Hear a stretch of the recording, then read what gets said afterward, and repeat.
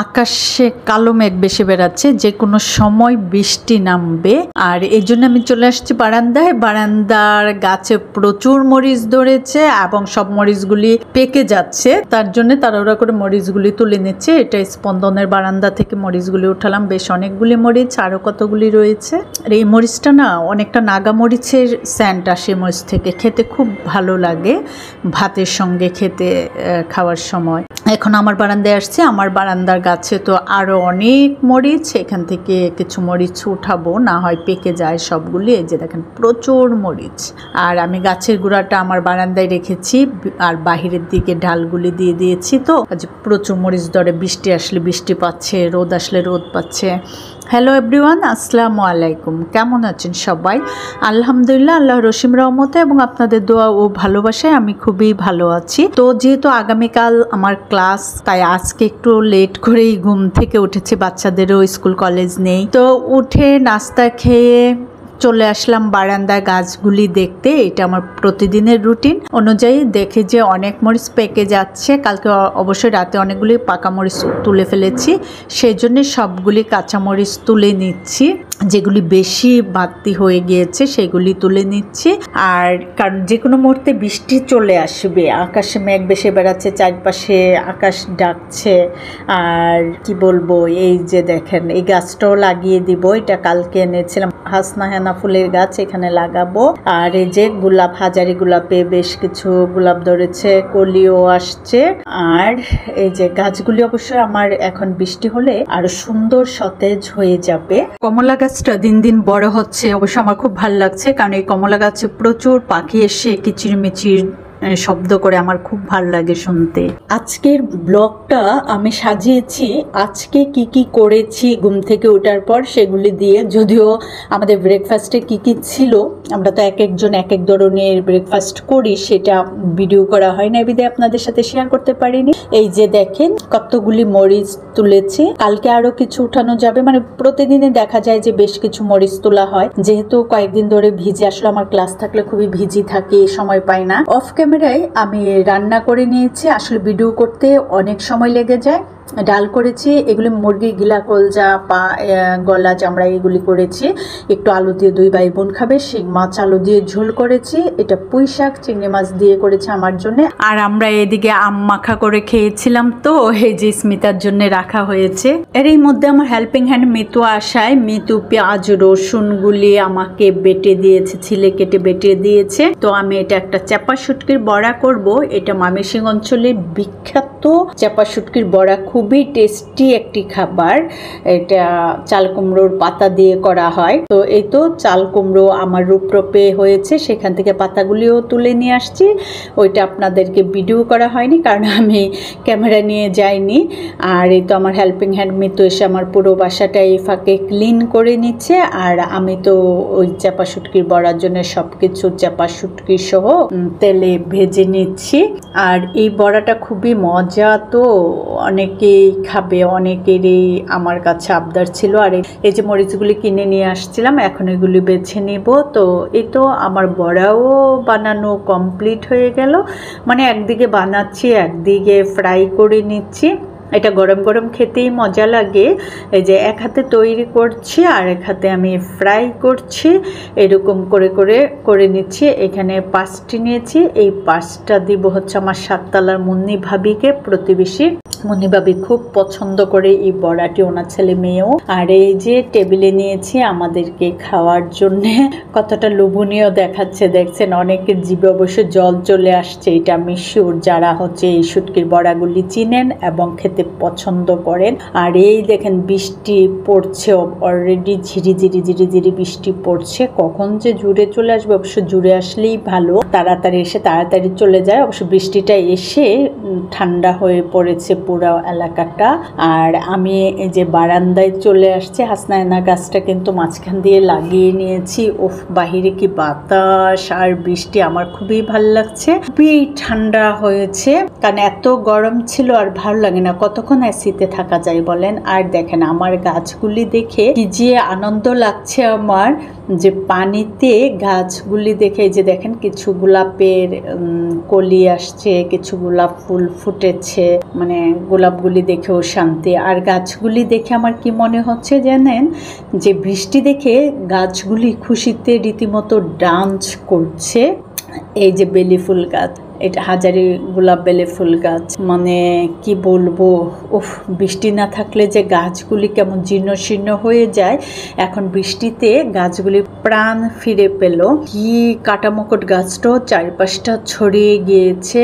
আর এই যে মরিচ গাছে বৃষ্টি হওয়াতে আবার নতুন করে ফুল আসবে। এবং জাম কিনে নিয়ে আসছি, তো খাওয়ার টাইম পাই না, তাই কাজের ফাঁকে ফাঁকে এখানে ধুয়ে ক্লিন করে রেখেছি, কাজের ফাঁকে ফাঁকে একটা একটু করে খাই। আর এই যে এই বক্সে বড়াগুলি ভেজে নিচ্ছি। এখানে 7-8টি বড়া আমার ফ্রেন্ড পান্নার জন্য পাঠাবো, তাই ফ্রাই করে নিচ্ছি। ওইদিকে হেল্পিং হ্যান্ড মিতুকেও দিয়েছি বেশ কিছু বড়া, কারণ এটা খুবই লোভনীয় খাবার আর ওরা সবসময় পছন্দ করে। আর এই দেখেন একসাথে কত কাজ করি আমি। এই যে আরেকটি মোবাইলে এক একজন ইউটিউবার ফ্রেন্ডের ভিডিও ছেড়ে রাখছি, কখনো বা কমেন্ট করতে পারি, কখনো বা কমেন্ট করতে পারি না। তারপর আপনাদেরকে দেখাচ্ছে যে আমার রুফটপে কিন্তু এক ফাঁকে চলে আসছে। দেখেন কি পরিমাণ বৃষ্টি আসছে, খুব জোরে বৃষ্টি আসছে। আমি অবশ্য ভিজার জন্য আসছি, তো আমি যে ভিজবো সেটা তো আপনাদেরকে শেয়ার দেখাবো না, জাস্ট বৃষ্টিটা দেখাচ্ছে। এটা আমার পাশে বিল্ডিং এর রুফটপে দেখেন কি পরিমাণ আম, খুব ভাল লাগে। এই আমগুলি দেখে আমার কাছে মনে হয় যে আমি কোনো এক গ্রামে চলে আসছি। প্রায় আমি রুফটপে আসলে মুগ্ধ হয়ে এই রুফটপের গার্ডেনটা দেখি, প্রচুর আম ধরেছে এবং প্রতি বছরেই এই গাছগুলিতে প্রচুর আম ধরে, এবার তুলনামূলকভাবে কম। আর আমার রুফটপের গাছগুলিও খুবই সুন্দর দেখাচ্ছে, বৃষ্টি হওয়াতে মনে হয় যে কি তরতাজা হয়ে উঠেছে না গাছগুলি, খুবই ভালো লাগছে। ব্যাপারটা হয়েছে কি, বাংলাদেশ ওয়েদারটা যেন কেমন হয়ে গিয়েছে। ঠান্ডার সময় বেশি একটা ঠান্ডা এখন আর পড়ে না, হালকা ঠান্ডা পড়ে, তাও দেখা যায় 1-1.5 মাস। গরম বেশি থাকে, প্রচুর গরম থাকে। এই যে আমার তেজপাতা গাছটা প্রায় রোদে পুড়েই গিয়েছে, এইরকম অবস্থা হয়েছে। তো গোসল শেষ করে কিছুক্ষণ রেস্ট নিলাম, ঘুমালাম। তারপর সন্ধ্যার নাস্তা তৈরি করছি কি জানেন, খুব লোভনীয় একটি খাবার, চাউলের গুঁড়ার রুটি। এই যে চাউলের গুঁড়ার রুটি, এটা আমার বাসায় খুবই সবাই লাইক করে, স্পন্দনের বাবার তো খুবই প্রিয়। আর এটার সঙ্গে কি জানেন, আরও লোভনীয় খাবার হচ্ছে নিহারি রান্না করেছি গরুর পা দিয়ে, গরুর নলি দিয়ে নিহারি রান্না করেছিলাম। তো এই তো নিহারিটাও তুলে নিয়েছি। ওইদিকে স্পন্দনকে হুজুর পড়াচ্ছে, হুজুরকেও আজকে নিহারি চাউলের রুটি খাওয়াবো, হুজুরও খুশি হবে। আসলে এই ধরনের খাবারগুলি সবাই লাইক করে। আর আজকে নিহারিটা খুবই লোভনীয় হয়েছে, দেখেন কি সুন্দর কালার হয়েছে। কালারটা সুন্দর হলে খেতেও খুব ভালো লাগে। ওই যে সবসময় যেটা বলি, খেতে যে দেখতে যেটা সুন্দর সেটা খেতেও সুন্দর। আর চাউলের আটা রুটিগুলি খুব সফটও হয়েছে। আর স্পন্দন এবং স্পন্দনের বাবা বাসায় তারাও রেডি হচ্ছে খাওয়ার জন্যে, আর স্মিতা তো কোচিংয়ে। তো সবাইকে সন্ধ্যার নাস্তাটা খাওয়ালাম, আমিও খেলাম, খেয়ে চলে আসলাম স্মিতার কোচিংয়ে। স্মিতাকে নিয়ে আবার একটু মার্কেটে যাব। তো এই তো স্মিতাকে এসে দেখি কোচিংয়ের সামনে দাঁড়িয়ে আছে, ওরও ছুটি হয়ে গিয়েছিল অনেক আগে, আমি ফোন দিয়ে দিয়েছিলাম, বসেছিল। তো অলরেডি স্মিতা চলে আসছে। স্মিতাকে কি যে জীর্ণ শীর্ণ দেখাচ্ছে, সে বেচারি 3টা বাজে গিয়েছে, খুব টায়ার্ড হয়ে গিয়েছে। আজকে ওর জন্যই মার্কেট করব, আমার তো আসলে সময় নেই। ওই যে কালকে থেকে আবার 3 দিন ক্লাস, তারপর অফ দিয়ে দিবে ঈদের জন্যে। তো তাই স্মিতাকে নিয়ে বের হলাম। ঈদের পরে আবার বিয়ে বাড়িতে যাব, তার জন্য আমার জন্য একটু কেনাকাটা করতে হবে। তো কোনো মার্কেটে ফাঁকা নেই, প্রত্যেকটা শপিং মলেই দেখলাম যে বেশ ভিড়। আর শুনি যে কুরবানি ঈদে কেউ কেনাকাটা করে না, শুধু গরু কিনে। কিন্তু মার্কেটে আসার পরে মনে হচ্ছে যে না, ও আমার সঙ্গে লুকোচুরি খেলছে, ওকে আমি চিনি না, কিন্তু এখানে আসার পর আমাকে দেখেই কেন জানি যেখানেই যাই সেখানেই বাচ্চারা আমাকে খুব লাইক করে, আমাকে দেখেই খেলা শুরু করে দিয়েছে আমার সঙ্গে। তো ওকেও কিছুক্ষণ আনন্দ দিলাম। এটা কান্ট্রি বয় আসছিলাম, তো এখানেও স্মিতার পছন্দ হয়নি। অলরেডি এই লাইনে বেশ কিছু শপ ঘুরলাম, কিন্তু কোনোটাই স্মিতার পছন্দ হয়নি, ওর মন মতো হয়নি। তারপর আসলাম শপিং জোন বিটিতে। শপিং জোন বিটিতে যদি পায়, ওর পরনের জামাটাও শপিং জোন বিটি থেকে নিয়েছে। ও ওয়ান পিস কিনবে, যেটা হচ্ছে একদম পিওর কটনের, যেহেতু প্রচুর গরম, যাতে কোচিংয়ে যেতে পারে। পার্টি ড্রেস অনেক রয়েছে, তাই ও নিতে চাচ্ছে না, বাট ওর মন মতো কোনো ড্রেস পাচ্ছে না, এটাই হচ্ছে সমস্যা। কিন্তু দুর্ভাগ্যবশত আজকে শপিং জোন বিডিতেও ওয়ান পিস মনের মতো পাইনি, তাই ওইখান থেকে বের হয়ে আমরা চলে আসলাম শাহাবুদ্দিন প্লাজায়। এটা নতুন হয়েছে মার্কেটটা হওয়ার পর আর আসা হয়নি। তো এখানেও এই দোকান ও দোকান ঘুরে বেড়াচ্ছে, আর আমাকে দেখেন কত জীর্ণ শীর্ণ লাগছে, মানে তেমন খুবই কাজে চাপ গিয়েছে।